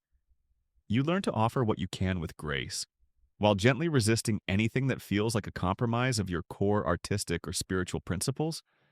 It's like having a very cultured boss who appreciates your minimalist aesthetic, but occasionally hints that a poem about his prize-winning koi carp wouldn't go amiss. The influence of your words extends beyond these direct relationships. Your poetry, with its emphasis on Kurumi lightness, its deep empathy, and its clear, resonant imagery, begins to inspire other poets. A school of thought, or at least a discernible style, might begin to coalesce around your work, not through any conscious effort on your part to establish one, but simply because others find inspiration in your unique approach. Younger poets might emulate your way of seeing, your manner of capturing the fleeting moment. Your old poetry circle, if it still gathers, might now look to you with a different level of deference, and you find yourself in the slightly uncomfortable but necessary role of mentor, guiding others as Sensei Tanaka once guided you. You try to do so with humility, always remembering that you, too, are still just a traveler on the path. And what of the ordinary people who might encounter your poems? Perhaps a verse is inscribed on a teacup, or shared in a letter, or simply overheard. For someone whose life is filled with hard work and daily struggles, a simple haiku capturing the beauty of a wild orchid or the quiet sorrow of an autumn dusk can offer a moment of solace, a brief window into a deeper reality. Your gentle words might not change the course of great events, but they can touch individual hearts, fostering a moment of reflection, a renewed appreciation for the simple wonders of the world, or a quiet understanding of shared human experience. This is the subtle, almost invisible way that art can permeate a culture. Historians still argue whether the influence of popular poets during the Edo period truly shaped broader societal aesthetic sensibilities and values on a large scale, or if their primary impact remained largely within the more confined sphere of literate, cultured circles and their immediate followers. Perhaps the truth, as always, lies somewhere in the fertile middle ground. Of course, navigating even modest fame has its complexities. There might be those who feel a pang of jealousy at your recognition. Others might misinterpret your intentions or the meaning of your minimalist verses. Is he being profound, or did he just run out of ink? The demands on your time can increase, pulling you away from the quiet contemplation that fuels your art. There's a constant need to balance engagement with the world and the preservation of your inner sanctuary. This is where the fruits of your period of quietude and introspection remember that hermitage truly prove their worth. The inner stillness you cultivated helps you to meet these new demands without being overwhelmed, to engage with others without losing yourself. A quirky aspect of this period might be the way payment or gifts for your poetry manifest. While a patron might offer regular support, other tokens of appreciation could be wonderfully varied. Instead of cash, someone deeply moved by a verse might offer you a basket of perfect persimmons from their own tree, a beautifully woven piece of cloth, or a perfectly aged batch of sake. You might even find yourself in a gift exchange of art. You offer a piece of calligraphy, and in return, receive a handcrafted tea bowl from a local potter. It's a system built on mutual respect and the perceived value of beauty and skill, a gentle economy of art that feels a world away from royalty statements and advances. You're not exactly bartering for a living, but your art does create its own current of exchange. The echoes of your work in society, therefore, are not loud and thunderous, but soft and pervasive, like the scent of incense lingering in a temple. You navigate these ripples with the same mindful attention you bring to composing a poem, aware of the potential pitfalls of ego, the responsibilities that come with influence, and the enduring importance of staying true to the quiet voice within. Your gentle words are out in the world now, finding their own paths, creating their own connections, adding your unique note to the vast ongoing symphony of human expression. The gentle echoes of your words have spread, and your modest fame has brought both its quiet rewards and its subtle challenges. As the seasons of your life continue their inexorable turn, You find yourself moving into your later years. The fierce fire of youthful ambition has mellowed into the warm, steady glow of accumulated wisdom. Your steps might be a little slower on the path, your back a little more inclined to ache after a long session of writing or meditation, but your eyes, those keen observers since childhood, have lost none of their clarity. Indeed, they now see with a depth that only a lifetime of looking, feeling, and expressing can bestow, and increasingly, your focus shifts towards nurturing the new shoots, the next generation of aspiring poets, ensuring that the delicate, resilient spirit of haiku continues to flourish. It's not that you stop writing. The wellspring of poetry within you is too deep to run dry, but the urge to guide others, to share what you've painstakingly learned, becomes a more prominent calling. Perhaps it's a sense of responsibility, a feeling that the insights entrusted to you by Sensei Tanaka, by your own solitary seeking, and by life itself, are not yours to hoard. Or maybe it's simply the quiet joy of witnessing the spark of understanding in another's eyes, the thrill of seeing a young talent begin to blossom. You remember your own fumbling beginnings, your own ink-stained fingers struggling to capture a fleeting truth, and you feel a natural empathy for those now embarking on that same challenging, rewarding journey. Your students, or disciples if you prefer a more traditional term, find their way to you, drawn by the reputation of your work and the quiet integrity of your presence. They are a varied group. Some are young, their eyes wide with enthusiasm and a romantic notion of the poet's life. They'll soon learn it's less romantic and more lots of quiet sitting and staring at walls. Others are more mature, perhaps seeking a new direction in their lives, or a way to articulate experiences that have long lain dormant within them. Some possess a raw, natural talent that shines through even their earliest, clumsiest verses. Others struggle, their efforts earnest but often missing that vital spark. You welcome them all, for the path of poetry, like the path of Zen, is open to anyone willing to walk it with sincerity. Your teaching methods are unlikely to involve formal lectures or dry academic dissections of poetic theory. You teach as you live, simply, directly. And by example, you might gather your students in your humble dwelling, perhaps the same one where your own iconic collections took shape, or in a quiet temple garden, the air filled with the scent of pine and the distant sound of a chanting voice. You share tea. You encourage them to observe, really observe, the world around them, the way light falls on a mossy stone, the flight of a dragonfly, the expression on a stranger's face. You might take them on walks, much like Sensei Tanaka once took you, pointing out not what to see, but how to see. You emphasize the importance of direct experience, of feeling the truth of a moment before attempting to put it into words. The spirit of Zen, with its focus on mindfulness, intuition, and the interconnectedness of all things, is woven into every lesson, every interaction. You engage in Renga sessions with them, not just as a literary game, but as a practice in spontaneity, collaboration, and deep listening. You critique their haiku with a gentle honesty, always aiming to nurture their unique voice, not to mold them into pale imitations of yourself. You've seen students try to copy your style, thinking it's the fast track to poetic enlightenment, and you have to gently steer them back to their own authentic perceptions. It's like trying to teach a cat to meditate. Patience is key, and you can't force it. The real secrets of haiku mastery, might you explain, aren't hidden in complex rules, but in an open heart and a quiet mind. Passing on the haiku spirit becomes your central concern. This is more than just teaching the 5 to 7 syllable structure or the correct use of kigo.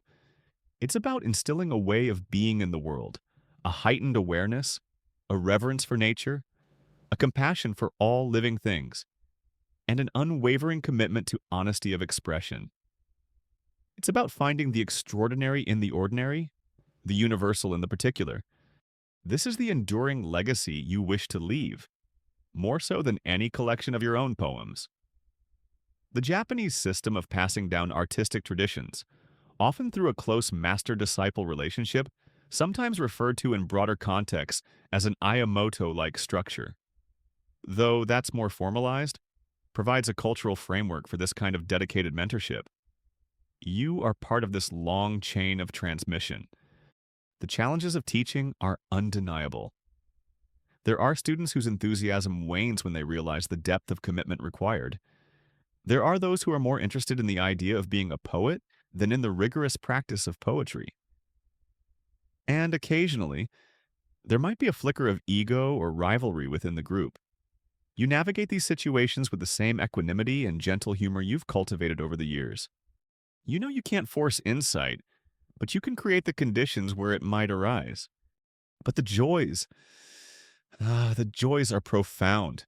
To witness a student finally grasp a subtle point, to see their face light up with the thrill of having crafted a verse that truly sings, to watch them develop their own distinct voice, their own unique way of capturing the world. This is an immense satisfaction, a feeling that your life's work is bearing fruit in ways you couldn't have imagined. A quirky, though perhaps less common. Tradition in some artistic lineages was for a master to bestow a character from their own art name, or even their entire art name, upon a particularly accomplished and trusted disciple, signifying a kind of succession. While you might not go that far, you certainly feel a deep sense of connection and pride when a student's work begins to shine brightly on its own. Historians still argue whether the transmission of artistic knowledge within these traditional master-disciple frameworks in Japan was primarily about the rigid preservation of an orthodox style and set of techniques, or if there was actually significant scope for innovation and personal interpretation by gifted students, who then often went on to form their own distinctive schools or sub-lineages. You, having benefited from Sensei Tanaka's guidance, yet forged your own path, likely lean towards encouraging individual expression within the fundamental spirit of the art. You're not trying to create clones, but to cultivate a garden of diverse talents. In your later years, then, your life becomes a testament to the continuity of the haiku spirit. You are a living bridge between the traditions you inherited and the future possibilities of the art form. The ink-stained fingers of your students, their earnest faces bent over their writing, their quiet moments of contemplation. These are the new shoots, emerging from the rich soil you have helped to prepare. And as you listen to their fledgling verses, you hear not just their voices, but the enduring whisper of poetry itself, a testament to the human need to connect, to observe, and to find meaning in the beautiful, fleeting dance of existence. It's a heavy responsibility, this wisdom of old age, but also a surprisingly light and joyful one. Much like a perfectly crafted haiku, the work of nurturing new shoots, of guiding your students along the haiku path, brings a quiet fulfillment to your later years. You see the continuity of the art, the living stream of poetry flowing from one generation to the next, and it warms your spirit even as the inevitable chill of life's late autumn begins to settle in your bones. For autumn, in its poignant beauty and fading light, is indeed approaching, not just in the world outside your shoji screen, but within your own physical being. Declining health becomes a more frequent companion, and your poetry, ever the faithful mirror of your experience, increasingly reflects the profound, bittersweet beauty of life's fleeting nature. The mainstream historical fact is that life expectancy in 17th century Japan was considerably shorter than our modern expectations. While some individuals certainly lived to a venerable old age, illness was a common and often formidable presence. Old age itself, while respected for the wisdom it might bring, was also understood in terms of increasing frailty. Your body, which carried you on so many journeys, now makes its limitations more clearly known. Perhaps your walks become shorter, confined to a nearby garden or a familiar temple path. The energy for long, animated discussions with your disciples might wane, your teaching style becoming even quieter, more about shared presence and subtle gestures than vigorous discourse. Your body now makes more creaking sounds than your old hermitage hut did during a fierce windstorm, a percussive reminder of time's passage. You might find yourself trying some of the traditional remedies of the time. Kanpo medicine, the Japanese adaptation of Chinese herbal traditions, was developing, and various healers offered concoctions of dried roots, leaves, and minerals. A quirky tidbit is the sheer variety of folk remedies and healing practices people might turn to. Specific prayers at certain shrines, talismans designed to ward off illness, or diets excluding or emphasizing particular foods. Some of these might have offered genuine relief. Others, well, perhaps their main effect was psychological. You might try a bitter herbal brew recommended by a concerned student, or patiently allow a local healer to apply moxa to your aching joints, all with a kind of detached curiosity. More profound than these physical discomforts, however, is the ever clearer confrontation with your own mortality. Your Zen practice, with its deep contemplation of impermanence mujo, has prepared you for this intellectually and spiritually. But feeling it in the very fabric of your being is another matter. It's no longer an abstract concept. It's the shallowing of your breath, the tremor in your hand as you lift your tea bowl. Yet, this isn't necessarily a period of fear or despair. Instead, there can be a serene acceptance, a deeper understanding of yourself as part of the great, flowing cycle of arising and passing away. Historians still argue whether the prevalent Buddhist understanding of impermanence and the ideal of detachment led to a generally stoic and accepting public attitude towards severe illness and death in Edo period society, or if, beneath the surface of prescribed composure, the same intense human fears and anxieties about mortality that we know today persisted with equal force. For you, it is likely a gentle dance between human apprehension and a hard-won spiritual peace. Your poetry becomes an even more intimate companion in this phase. The themes of autumn, twilight, the fading of the year naturally resonate with your own experience. But these aren't poems of complaint or regret. Instead, they are imbued with a luminous clarity, finding an almost unbearable beauty in the very act of fading. You observe a late chrysanthemum, its petals touched by the first frost, and you see not just decay, but a courageous, fragile splendor. Winter moon, even the shadows of pines seem to shiver. A single paulownia leaf falls, in the silence world's end. Your ink-stained fingers might tremble slightly as they grip the brush, but the lines you draw, the characters you form, possess a stark, unadorned honesty. The heavier heart you once carried on your pilgrim's return has now settled into a profound stillness, a quiet wisdom that sees the whole of life in each fleeting moment. The wabi-sabi aesthetic, the appreciation for the imperfect and transient, is no longer just an artistic principle. It's the very texture of your daily existence. You find beauty in the chipped rim of your favorite tea bowl, in the gnarled branches of an ancient plum tree outside your window, in the deepening lines on your own hands. Your disciples, those new shoots you've so carefully nurtured, now perhaps take on a more supportive role. They might read to you, prepare your simple meals, or simply sit with you in quiet companionship. Their presence is a comfort, a reminder that the stream flows on. You continue to offer guidance, but it is often through silence, through the example of your own calm acceptance, or through a single, perfectly chosen word that illuminates a young poet's confusion. You might find a gentle amusement in their earnest efforts, their youthful intensity, remembering your own. You might also playfully reflect on the poetic mess of notes and unfinished verses you'll eventually leave for them to sort through. A final koan for your most dedicated students. There are moments of looking back. Of course, not with a desire to cling to the past, but with a sense of the journey completed. You recall the vibrant green of your childhood village, the stern but kind face of Sensei Tanaka, the vastness of the ocean on your first travels, the deep silence of your hermitage, the faces of friends and fellow poets. These memories are not ghosts, they are soft, luminous threads woven into the rich tapestry of your life. And you realize, with a clarity that perhaps only comes when time is perceived as truly precious and finite, that all those debates about the precise rules of poetry, the rivalries between schools, the anxieties about recognition, they all seem rather less urgent now. What remains is the simple and profound connection between the human heart and the universe, expressed in 17 syllables. This period, then, is not one of diminishing, but of distillation. Your life, like your poetry, is being reduced to its purest essence.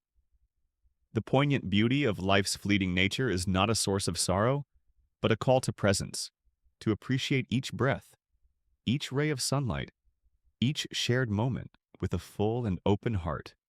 First snow, just enough to show the way to the Pure Land. The first snows of winter, which once merely signaled a change of season, now fall with a more profound significance. Each delicate flake a reminder of the quiet, inevitable return to the source. Your health, a flickering candle flame throughout autumn's approach, now burns with a very low, very gentle light. The world outside your small room, the sound of wind in the bare branches, the distant cries of migrating birds, the hushed footsteps of your attending disciples, seems to recede, as if viewed through a softening mist. Yet, within this fragile vessel of your body, your mind remains remarkably clear, a still pond reflecting the vast, silent sky. This is the threshold, the final drop of dew trembling on the leaf, ready to merge with the morning mist. And as has been your lifelong practice, you turn to poetry to give voice to this ultimate, intimate experience. The composition of a jisai, or death poem, is a deeply ingrained tradition in Japan.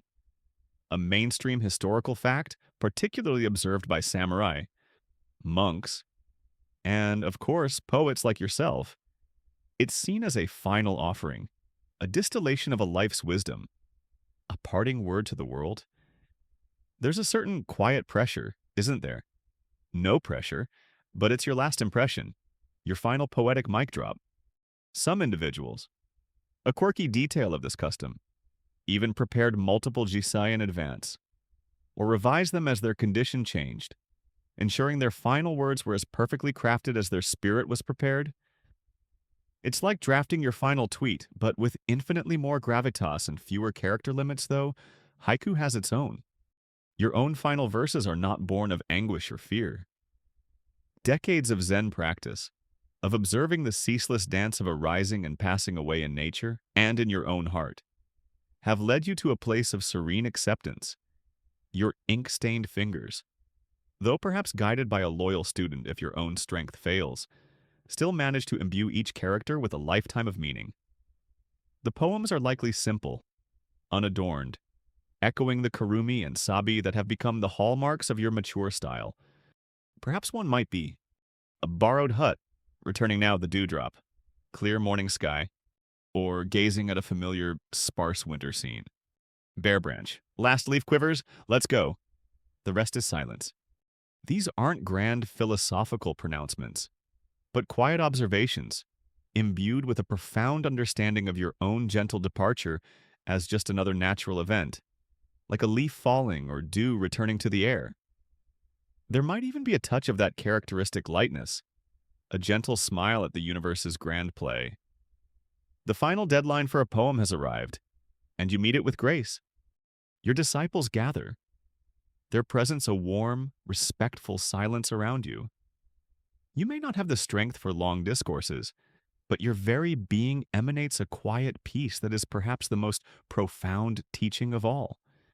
You might offer a few last words of encouragement, a reminder to trust their own direct experience, to cherish the simple beauty of the world, to keep the spirit of haiku alive in their hearts. Don't just count syllables. You might whisper, a faint smile playing on your lips. Listen to the spaces between the sounds. You entrust your collected poems, your notes, perhaps even your well-worn brushes and inkstone, to their care, not as sacred relics, but as humble tools that served you on your journey. Historians still argue whether the often stoic, beautifully composed, and philosophically accepting jisei penned by poets and others truly reflected their innermost, unvarnished feelings at the very moment of death, or if they represented a final, conscious adherence to a profound cultural and artistic convention, a carefully constructed persona of enlightened acceptance maintained until the very end. For you, Steeped as you are in Zen's emphasis on authenticity, the gap between inner feeling and outward expression has likely narrowed to a hair's breadth. Your poems are not a performance, but a genuine reflection of a spirit at peace with its own dissolution. The final moments are not dramatic. There are no desperate struggles, no tearful pronouncements of regret. It is a gentle fading, like the last note of a temple bell dissolving into the evening air, or the light of a paper lantern dimming as its oil is spent. Your breath, which once drew in the fragrance of plum blossoms and the crispness of autumn air, becomes softer, shallower, until it simply ceases. The keen eyes that observed 1,000 shades of green in a bamboo grove, that saw universes in a dewdrop, gently close, the heart that felt the poignant beauty of impermanence in every falling leaf now finds its own rest. Your departure is as quiet and unassuming as many of your best verses. It's not an ending in the sense of a full stop, but more like an ellipsis, a pause before the silence that allows the poem to resonate. You, the individual, the temporary collection of experiences and perceptions known by your Hamio, have dissolved back into the great mystery from which you arose. The whispers of birth that began your journey have now transformed into the profound, eloquent silence that follows a life well lived, a path honorably walked, perhaps with a final, fleeting thought. You might playfully wonder if there's good poetry on the other side, or, at the very least, a celestial Wi-Fi connection that never drops. But truly, you expect nothing, and in that expectation of nothing, find everything. The final drop of dew has merged with the vast, luminous ocean. The final drop of dew has indeed merged with the morning sky. Your earthly journey, with its quiet footsteps along dusty roads, its moments of profound insight in secluded huts, and its gentle sharing of tea and verse, has concluded. The breath that shaped so many poems now rests in the great silence. But as the physical form dissolves, the essence of your life's work, those carefully crafted haiku, begins its own journey, whispering through time and inspiring future generations.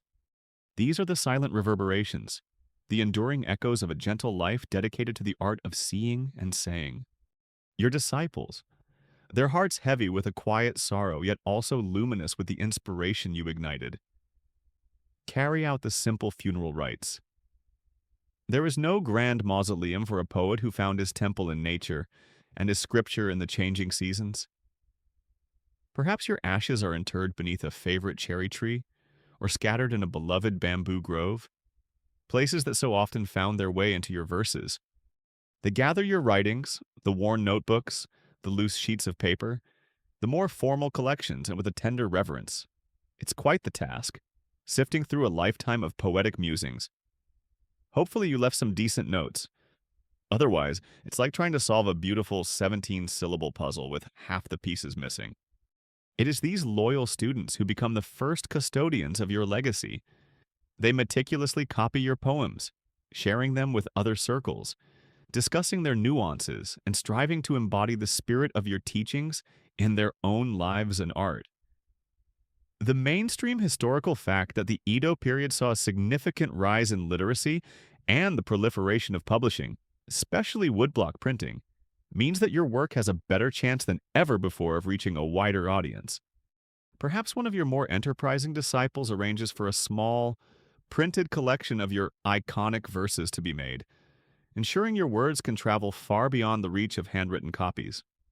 The unique qualities you cultivated, that karumi or lightness born of deep understanding, the profound empathy for the small and overlooked, the serene acceptance of impermanence drawn from your Zen practice, begin to influence other poets.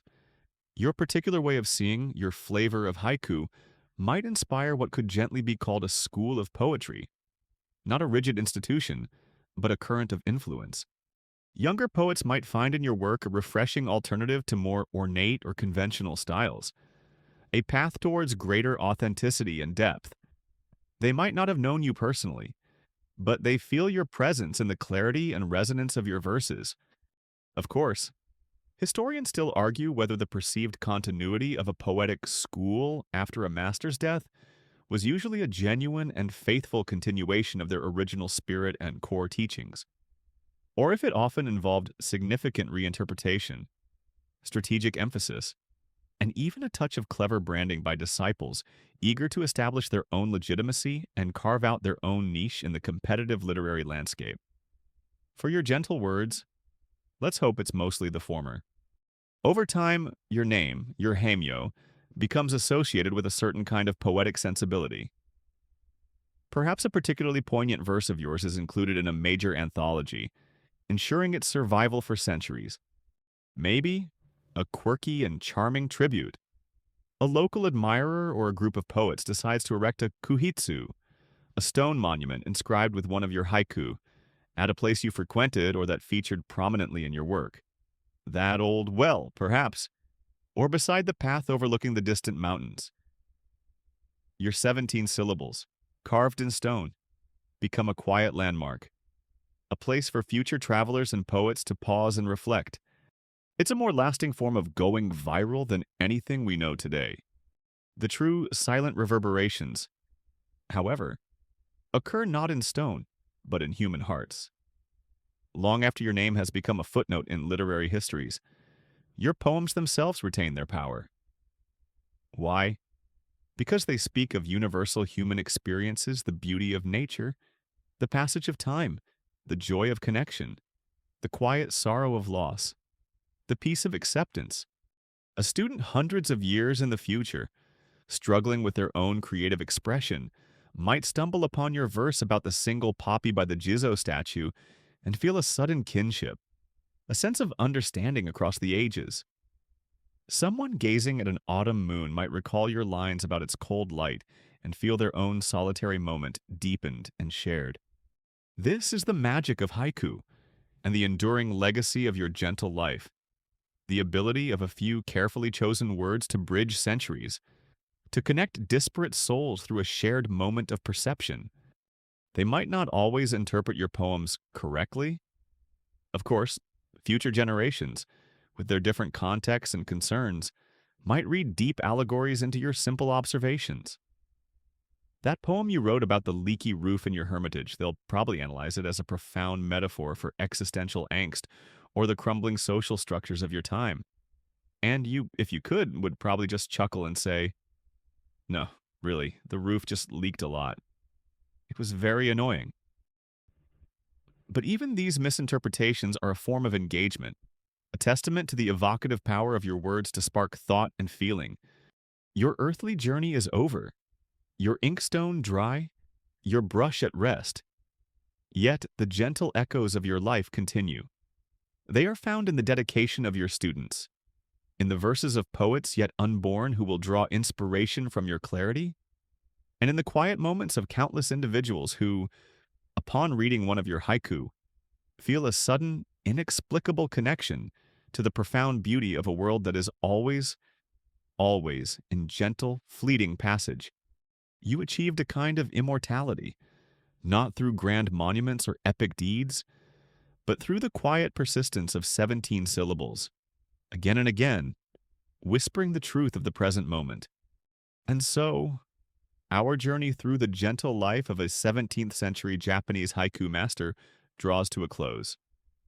We've walked with you from those first innocent observations of a world brimming with unnoticed wonders, through the dedicated practice of an exacting art, the quiet depths of Zen contemplation, and the poignant beauty of a life lived in harmony with the fleeting seasons. We've seen how small, carefully chosen words, born from a place of stillness and authentic experience, can create ripples that extend far beyond a single lifetime. As the images of rustling bamboo, ink-stained fingers, moonlit nights, and frosty mornings begin to soften and recede, perhaps a sense of that gentle spirit lingers with you, the profound quietude, the deep appreciation for the present moment, the acceptance of impermanence. These are not just themes for poetry, but gentle reminders for our own often hectic lives. May you carry a little of that haiku master's peace into your own dreams tonight. May your rest be deep and your awakening refreshed, perhaps with a newfound appreciation for the silent poetry that surrounds us all. in every breath, in every dewdrop, in every quiet dawn. End of script. Sweet dreams.